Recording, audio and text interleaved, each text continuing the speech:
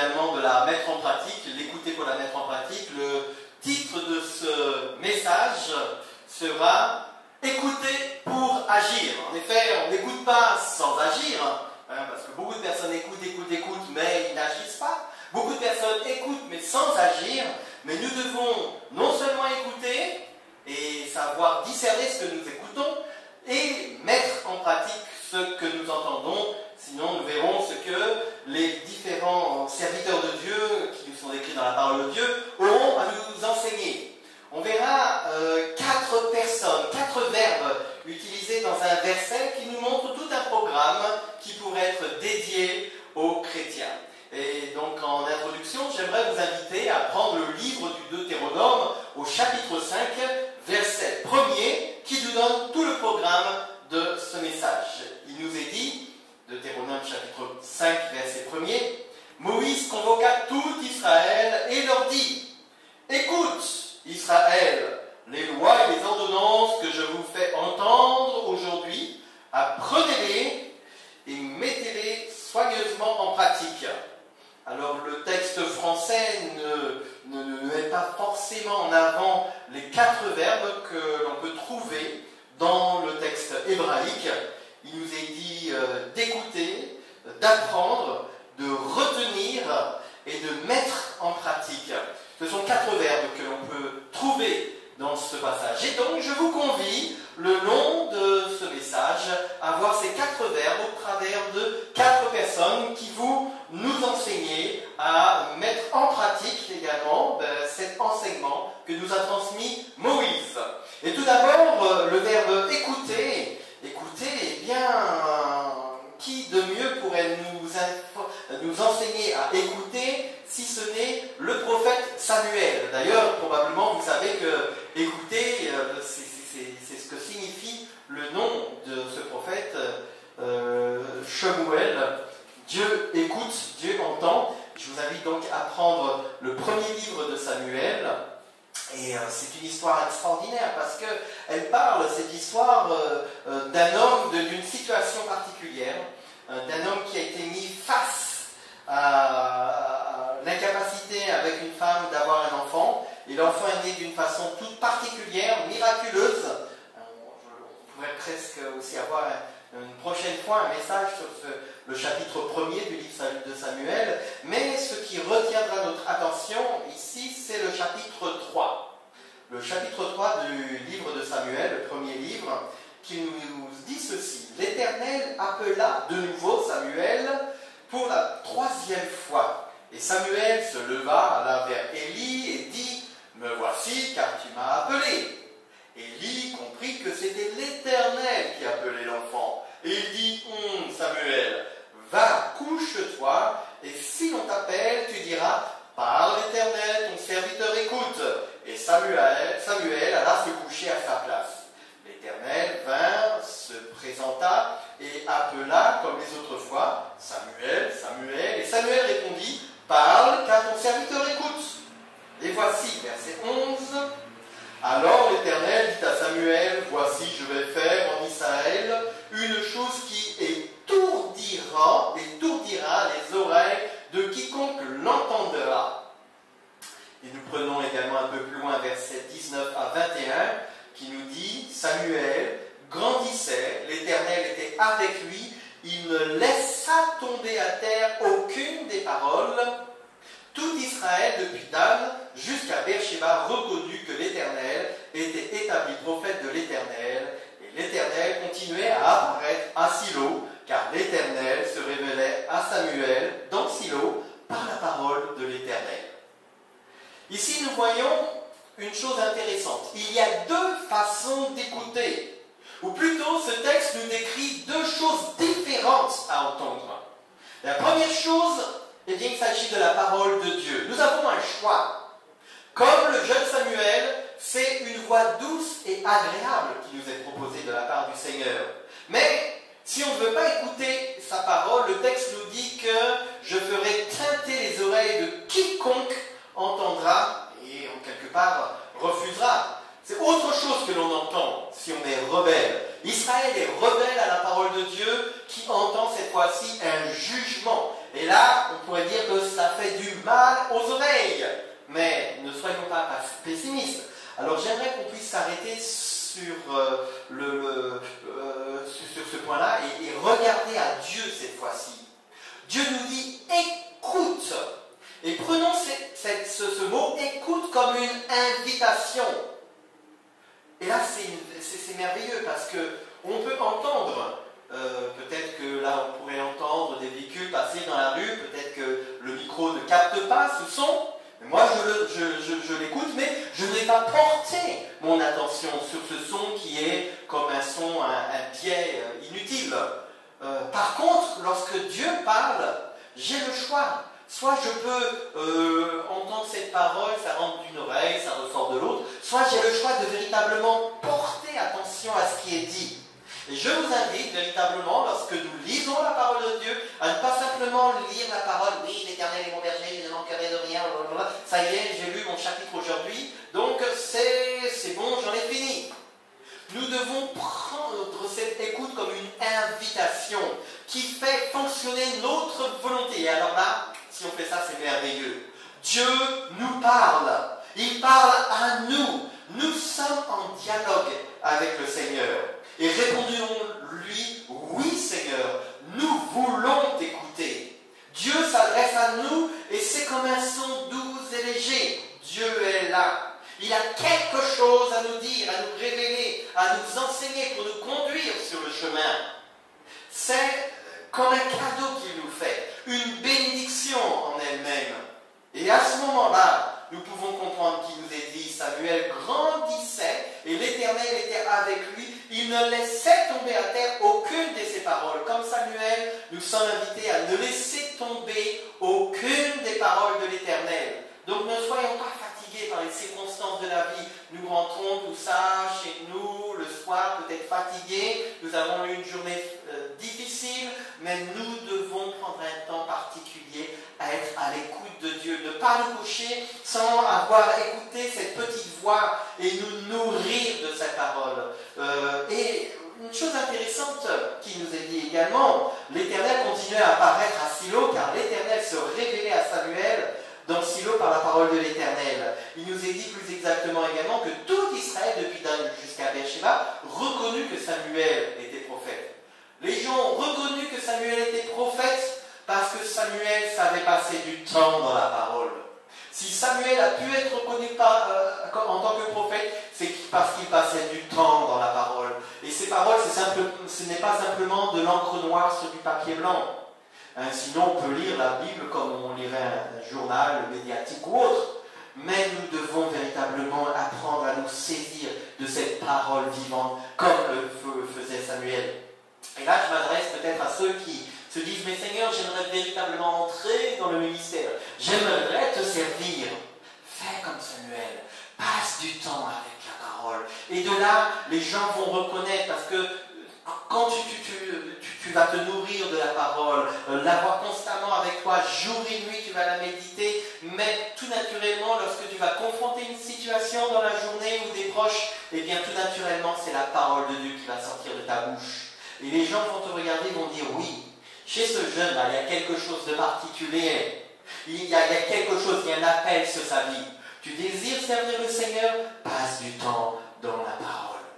Alors, aucune des paroles de Dieu ne tombait à terre, et Samuel connaissait la parole, et cela nous introduit dans notre deuxième verbe. Je vous rappelle qu'il y a 4 verbes, 4 personnes qui nous présentent ce programme intéressant que nous a présenté le prophète Moïse. Le premier verbe, c'était écouter. Le deuxième verbe, c'est apprendre. Et là, c'est David qui nous enseigne comment apprendre la parole de Dieu. Et j'aimerais vous inviter, comme deuxième passage, nous en aurons 4. Le deuxième passage se trouve dans le livre des psaumes, et c'est le psaume premier. Le psaume premier, je dirais, pourrait résumer à lui seul tous les psaumes. C'est la table des matières des psaumes, mais très intéressant. Et vous savez, l'hébreu s'écrit avec des consonnes sous chaque voyelle, avec des voyelles sous chaque consonne. Il y a des petits points, des petits traits, et Et ainsi, on va construire les choses d'une façon toute particulière. La Bible originale n'avait pas ces voyelles. Elles ont été rajoutées après. Et les personnes de l'Ancien Testament, et même celles du Nouveau Testament, devaient connaître la Torah par cœur. Je me souviens d'un de mes professeurs, venant aussi du peuple juif, me disait, mais moi j'ai fait ma bar mitzvah, je devais lire un texte, mais je l'avais appris par cœur, sans comprendre totalement ce qu'il faisait, ce qu'il disait. Ainsi, certains hébraïsants vont pouvoir lire un texte, et puis ne pas regarder forcément les voyelles, mais se souvenir que Vayomer Adonai Moshe Shema Israël Kol Harukim Asher Atati Ayom Lera, etc. Donc on va presque apprendre par cœur. Et c'était l'une des particularités du peuple hébraïque, et hélas, peut-être que ça se perd. On apprenait par cœur certains passages de l'Ancien Testament. Et le psaume premier, je dirais, c'est la parole parlée. Par là, je parlerai surtout de la parole parlée que l'on reçoit, pas simplement celle qui est donnée et qui est lancée comme ça, mais nous allons recevoir, et nous sommes invités à recevoir cette parole, à le recevoir dans notre cœur. Je lirai simplement le psaume premier, on va prendre, il n'y a que 6 versets, ce sera assez facile à lire. Heureux l'homme qui ne marche pas selon le conseil des méchants, qui ne s'arrête pas sur la voie des pécheurs, qui ne s'assied pas en compagnie des moqueurs, mais qui trouve son plaisir dans la loi de l'Éternel, qui la médite jour et nuit. Il est comme un arbre planté près des courants d'eau, qui donne son fruit en sa saison, et dont le feuillage ne se flétrit point. Tout ce qu'il fait lui réussit. Il n'en est pas de même des méchants. Ils sont comme la paille que le vent dissipe. C'est pourquoi les méchants ne résistent pas au jour du jugement, ni les pécheurs dans l'assemblée des fidèles, des justes, car l'Éternel connaît la voie des justes, et la voie des pécheurs mène à la ruine. Ici, c'est tout un programme. Souvent, certaines personnes apprennent ce texte comme le psaume 23 par cœur. Et ce n'est pas forcément une mauvaise chose, tant qu'elle est là, qu'elle demeure dans notre cœur. Il nous est dit, heureux l'homme qui ne marche pas selon le conseil des méchants. Heureux. En hébreu, ashré, en marche, on pourrait traduire. En marche, l'homme qui ne marche pas selon les conseils des méchants. Donc, qui marche. Qui ne s'arrête pas sur la voie des pécheurs. Qui ne s'assied pas en compagnie des moqueurs. Vous avez vu la progression? Il marche, il s'arrête et il s'assied. Et parfois, si l'on est à l'écoute des gens qui ne sont pas forcément de bons conseillers, eh bien, on marche avec eux, puis tout d'un coup, on va s'arrêter, méditer de mauvaises choses, s'asseoir ensemble et se retrouver dans des situations catastrophiques, parce que si on fait cela, eh bien, nous ne sommes plus en marche, nous ne sommes plus heureux. Et cela fait appel également aux béatitudes. Et qu'est-ce qu'il fait cet homme heureux en marche? Il médite la loi de l'Éternel jour et nuit. Et je me suis dit, mais comment on peut méditer la parole de Dieu jour et nuit?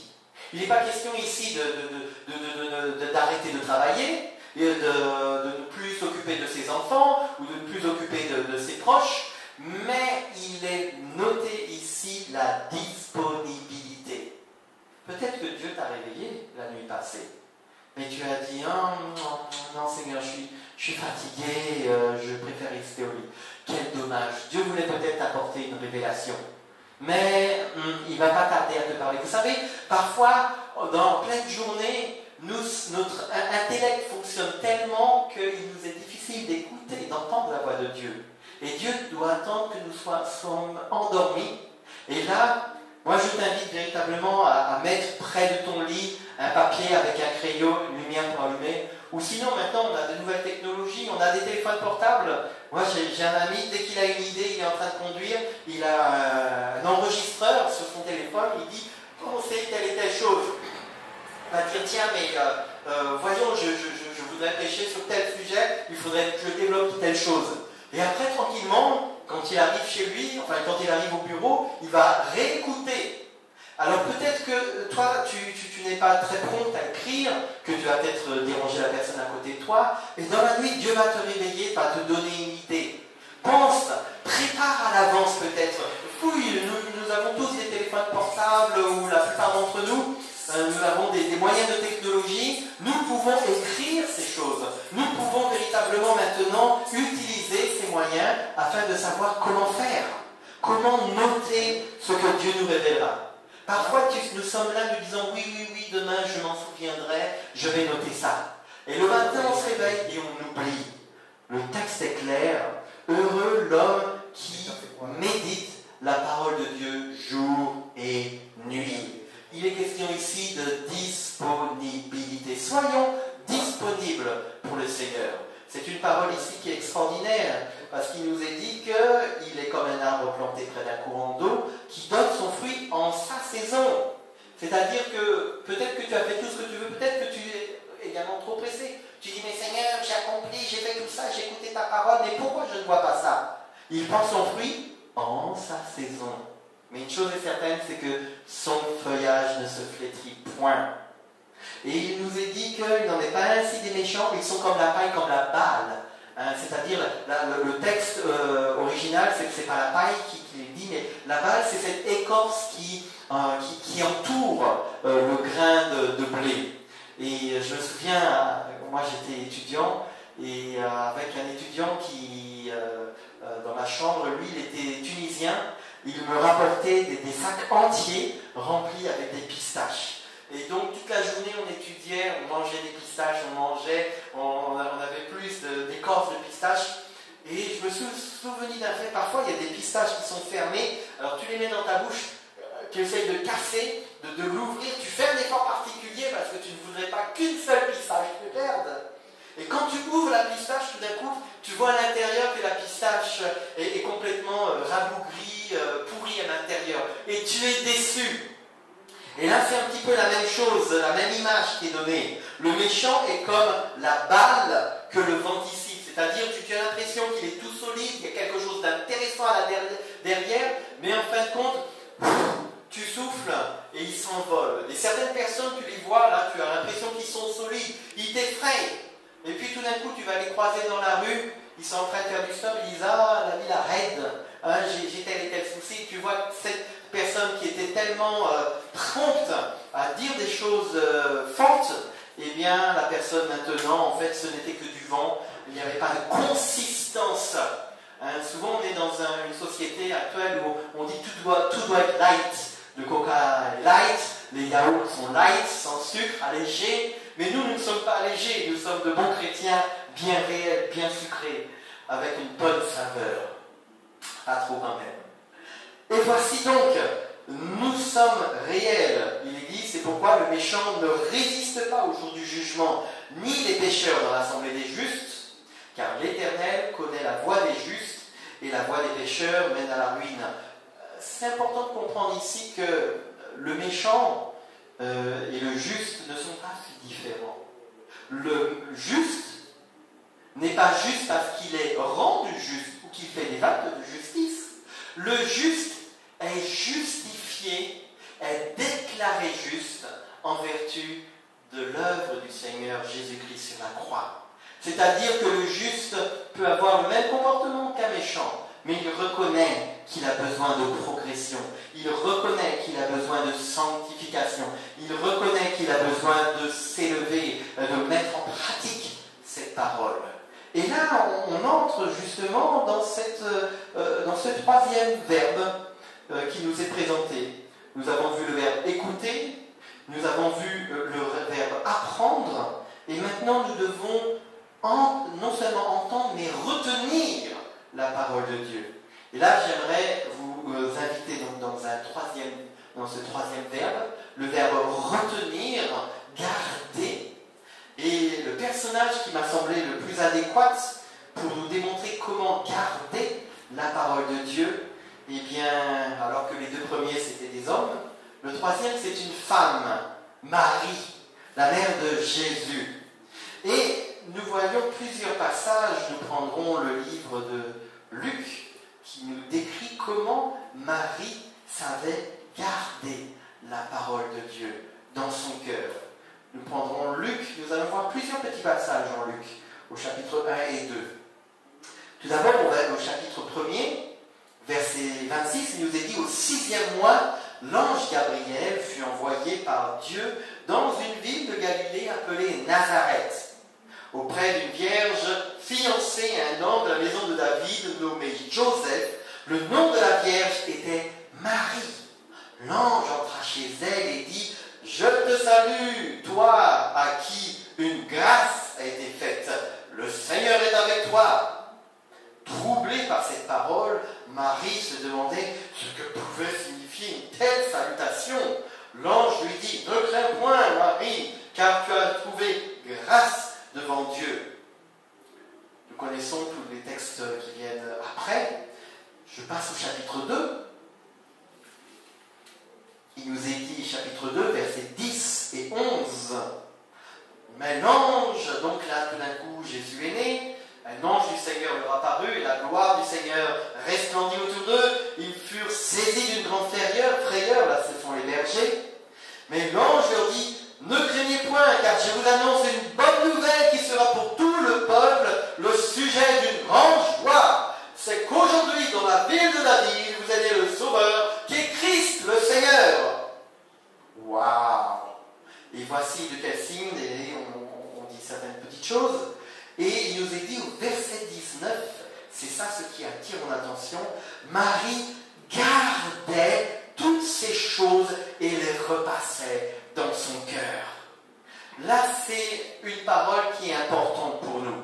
Nous devons garder cette parole, la retenir dans notre cœur. Si vous demeurez en moi et que mes paroles demeurent en vous, alors demandez ce que vous voudrez et cela vous sera accordé, dit Jésus, en Jean chapitre 15, verset 7. Où on voit qu'un peu plus loin, Jésus également est dans le temple. On regarde au chapitre 49, cette fois-ci, un peu plus loin au chapitre 2, verset 49. On va prendre verset 48. Quand ses parents le virent, ils furent saisis d'étonnement, et sa mère dit: Mon enfant, pourquoi as-tu agi de la sorte? Nous voici ton père et moi, nous te cherchons avec angoisse. Il leur dit: Pourquoi me cherchez-vous? Ne savez-vous pas qu'il faut que je m'occupe des affaires de mon père? Mais il ne comprit pas ce qu'il leur disait. Verset 51. Puis il descendit avec eux pour aller à Nazareth. Il leur était soumis. Sa mère gardait toutes ces choses dans son cœur. Verset 52 est intéressant. Jésus croissait en sagesse et en stature et en grâce devant Dieu et devant les hommes. Waouh! Nous voyons ici un sujet très intéressant. Marie et Joseph étaient amenés, Jésus a 12 ans, ils font au temple, et puis tout d'un coup, l'un pense qu'il est avec l'autre. Non, il n'est pas avec moi. Je pensais qu'il était avec toi, mais il est avec qui? Il est peut-être avec sa tati derrière. On regarde, mince, Jésus n'est pas là. Ils font demi-tour pour retourner à Jérusalem pour voir où est Jésus. Ils voient Jésus dans le temple, en train de parler avec des scribes, des docteurs, des pharisiens. Pendant 3 jours, il était là dans le temple. Qu'est-ce qui s'est passé? Vraiment, ils étaient étonnés de ce qui se passait là, en disant à Jésus: Mais qu'est-ce qui se passe? Et Jésus qui lance: Je dois m'occuper des affaires de mon père. Marie n'a pas dit: Mais ton père, il est là, il faut que tu le suives. Elle savait dans son cœur de quoi Jésus parlait, et elle gardait cette parole dans son cœur. C'est comme si il est dit qu'elle était enceinte de cette parole. Elle gardait là, dans ses entrailles, la parole de Jésus. Nous aussi, à certains moments, nous avons le choix. Regardez, Joseph dans l'Ancien Testament, qui avait 11 frères, eh bien, était dans une situation où il avait des visions, des rêves.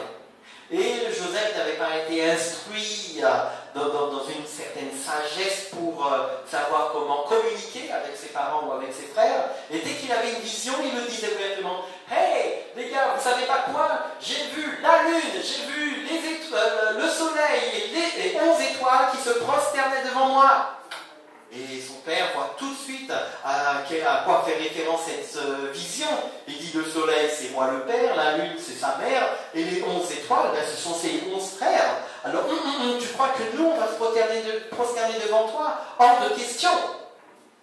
Et une deuxième fois, il dit: tiens, mais j'ai encore eu un rêve. Et la conséquence du dévoilement des des rêves que Joseph a fait, c'est que les frères en ont eu marre avec lui, ils l'ont jeté dans une citerne, ils l'ont vendu, il a été amené en Égypte après, mais qu'importe, la seule chose qu'ils ont fait, c'est de permettre à la volonté du Seigneur de se réaliser. Parce qu'en effet, bien après, ses frères, son père, sont venus et se sont prosternés devant lui.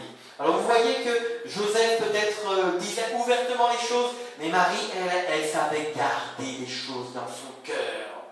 Et puis, l'ultime révélation, nous l'avons au chapitre... d'abord, aux noces de Cana, avant cela. Aux noces de Cana, on voit que c'est le moment où Jésus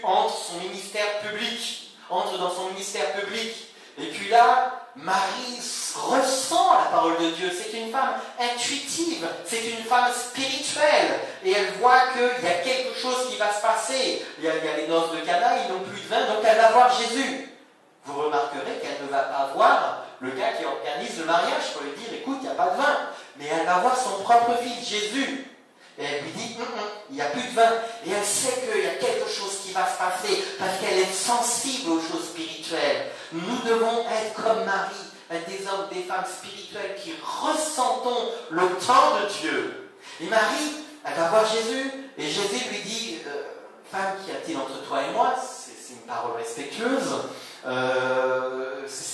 Sous-entendu, c'est moi qui dois faire le travail. Ok, toi tu restes à ta place. Marie aurait pu s'offusquer, dire oui, c'est moi qui l'ai mis à mon celui-là, pourquoi qu'il ne m'écoute pas? Mais elle ne s'est pas rebellée par rapport à son attitude, mais elle a quand même continué à voir les disciples et à préparer le terrain afin que le premier miracle de Jésus, ce premier signe miraculeux s'accomplisse. Elle va voir les disciples et leur dit, et dit aux disciples, faites tout ce qu'il vous dira. Sous-entendu qu'elle ressentait que Jésus avait demandé aux disciples quelque chose de particulier, qu'elle ressentait le temps fort du Saint-Esprit qui était en mouvance là. Et nous devons également non seulement écouter la parole, non seulement l'apprendre, mais la retenir comme Marie le faisait. Et puis, pourquoi Marie est l'exemple même de celle qui retient les choses de Dieu? Nous avons au chapitre 8, verset 19, un passage très intéressant. Il nous est dit, la mère et les frères de Jésus vinrent le trouver, mais ils ne purent l'aborder à cause de la foule. Or, on lui dit, ta mère et tes frères sont dehors, et ils désirent te parler et te voir. Mais il répondit, ma mère et mes frères, ce sont ceux qui écoutent la parole de Dieu et qui la mettent en pratique. Donc il ne s'agit pas simplement d'écouter la parole de Dieu. Il ne s'agit pas simplement de l'apprendre. On peut l'apprendre, Éternel mon berger, je ne manquerai de rien. Vous connaissez probablement cette petite histoire lors d'un meeting en Angleterre, de la Elim Pentecostal Church, le grand révérend qui organise cette grande réunion annuelle, eh bien, a invité un grand orateur et qui va déclamer le psaume 23. L'Éternel est mon berger, je ne manquerai de rien. Et là, on applaudit, on dit c'est merveilleux. Et puis, tout d'un coup, il y a un homme qui veut lui aussi monter sur l'estrade, un vieux monsieur. Et là, il y a le président de l'époque, Bill Lewis, qui est là, qui dit mais laissons-le monter, on le connaît, il est dans notre église, laissons-le monter. Et ce vieux monsieur monte péniblement sur l'estrade, et puis là, il va lui aussi dire le psaume 23. Et en déclamant le psaume 23, ce qui va se passer, c'est que les gens dans l'auditoire vont commencer à laisser couler leurs larmes. Et on va poser, le maître de conférence, le maître de cérémonie qui était là, va poser la question à l'organisateur, lui dire, mais à la personne qui avait déclamé premièrement le psaume 23, mais comment se fait-il? Je ne comprends pas. Tu as récité le psaume 23, c'était parfait, tout le monde a applaudi, mais lui, cet inconnu qui vient, eh bien, il va également dire le psaume 23, mais tout le monde va se mettre à pleurer. Quelle était la différence entre toi et lui? Et cet acteur, au lieu de dire, oh, mais je ne sais pas, il n'a pas hésité à avoir l'unité de dire, mais Vous m'avez demandé de venir. Oui, j'ai une conviction en Christ. Oui, je connais la parole de Dieu. Oui, je connais le psaume 23. Je connais le psaume 23. Mais lui, il connaît le berger. C'est là qu'est toute la différence. Et on peut apprendre la parole de Dieu par cœur. Faire 6 années de théologie et pouvoir te dire tous les mots en grec, en hébreu, tout ça.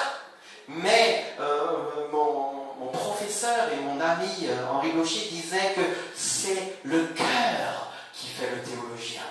Et donc on ne peut pas opposer un chrétien à un théologien vague, mais chaque personne est à même de lire cette parole avec son cœur, avec ses émotions également, avec son attention toute particulière.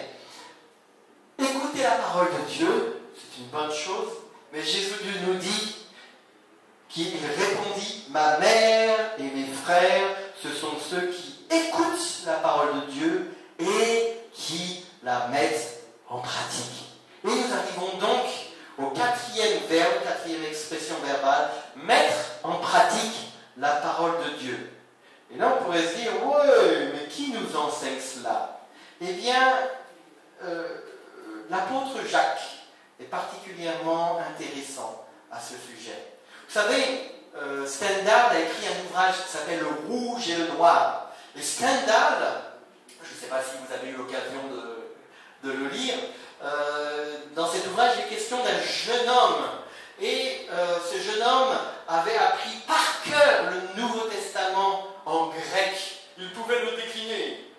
Imaginez, nous avons la difficulté de lire, même de comprendre et retenir le Nouveau Testament. Moi, je connais certains pasteurs qui vraiment vont pouvoir citer des passages entiers de la parole de Dieu. Je suis en admiration. Souvent, je vais avec un pasteur qui a plus de 75 ans et je le vois décliner par cœur certains passages entiers de la parole de Dieu. Je me dis, waouh, il a retenu ça, c'est super! C'est une chose, c'est bon, nous l'avons vu. Mais il est important également que nous puissions mettre en pratique la parole de Dieu. Mais ce n'est pas quelque chose d'impossible. L'adversaire, lui, est subtil. Il va nous regarder et ce sera très très difficile pour nous de comprendre ce qui va en être. Mais je vous invite vraiment maintenant à prendre avec moi l'épître de Jacques au chapitre 1er. Et là, nous allons lire ce qui nous est dit à partir du verset 22 jusqu'au verset 27. Il nous est dit, mettez en pratique la parole et ne vous bornez pas à l'écouter en vous trompant vous-même par de faux raisonnements.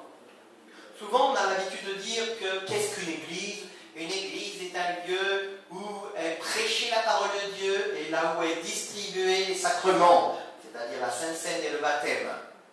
Mais certains vont dire, oui, mais ce n'est pas simplement le lieu où est parlé, prêchée la parole de Dieu. C'est l'endroit où est prêchée la parole de Dieu, mais aussi où elle est retenue, où elle est reçue. Il est important, et certains prédicateurs parlent, mais on a l'impression qu'ils parlent à un mur. Et je me souviens, j'ai un bon ami qui est prédicateur qui disait, hey, mais j'ai l'impression de parler à un mur. Est-ce que vous comprenez ce que je suis en train de dire?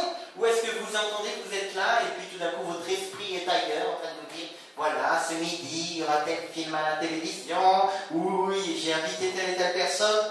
Donc, mettre la parole de Dieu en pratique.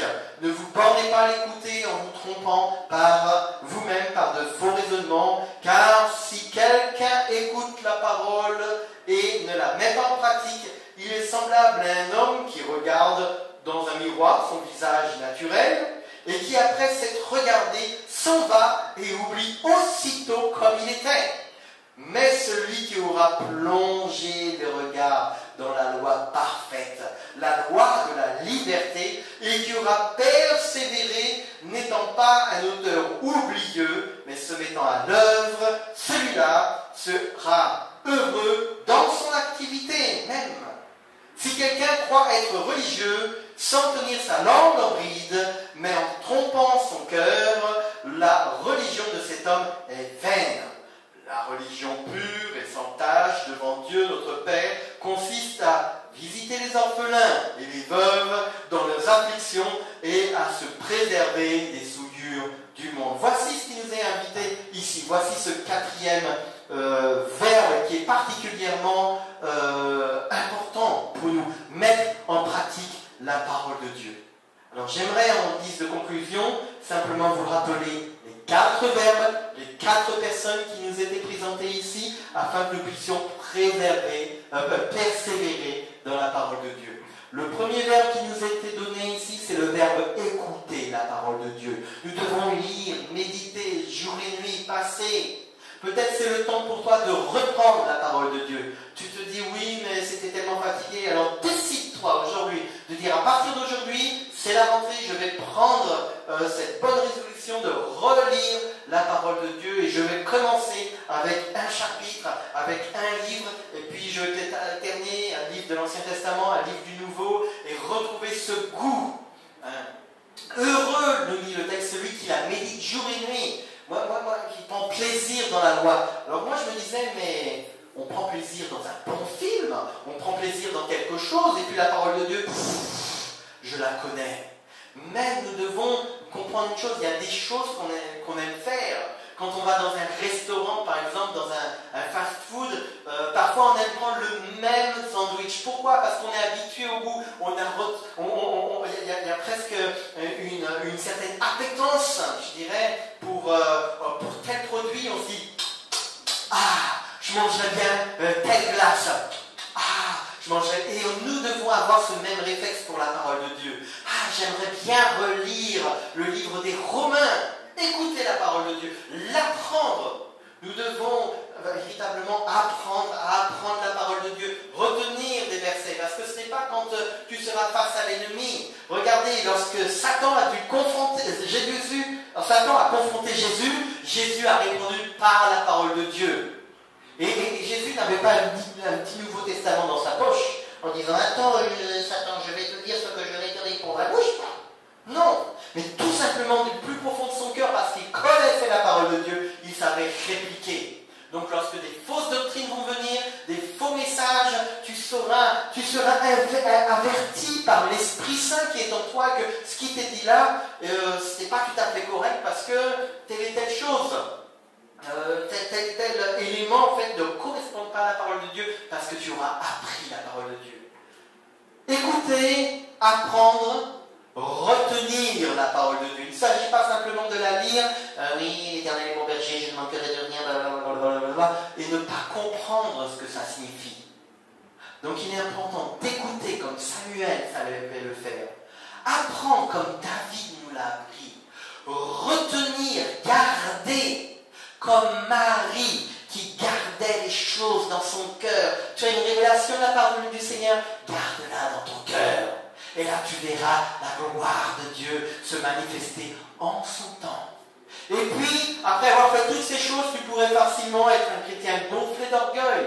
C'est pourquoi il est important, 4e verbe, comme Jacques nous l'enseigne, mettre en pratique la parole de Dieu. Il est question ici de religion. Certains disent, ah, mais moi je n'aime pas la religion, mais la parole de Dieu parle de religion. Le texte nous dit clairement que la religion pure et sans tâche devant Dieu consiste à visiter les orphelins et les veuves dans leurs afflictions et à se préserver des souillures du monde. Voici. Alors, si certains me disent, ah, j'aime pas les religieux, eh bien moi j'aime les religieux. Parce qu'ici, il est question de la religion pure, c'est la parole de Dieu, le frère de Jésus lui-même qui dit cela. Et nous devons véritablement retenir cette parole, pas dans le sens religieux du terme, mais dans le sens véridique du terme. Sur le fait de relier les uns aux autres.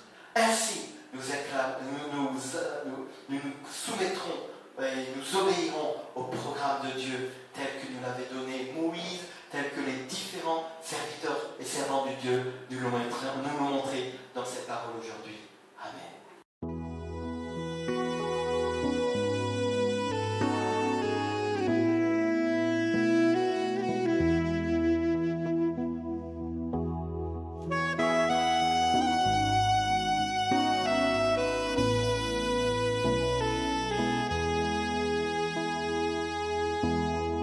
C'est toi qui as reçu les coups que je méritais. Sur toi qu'est tombée la colère qui me revenait. Et c'est par tes blessures que je suis guéri. C'est par ton sang.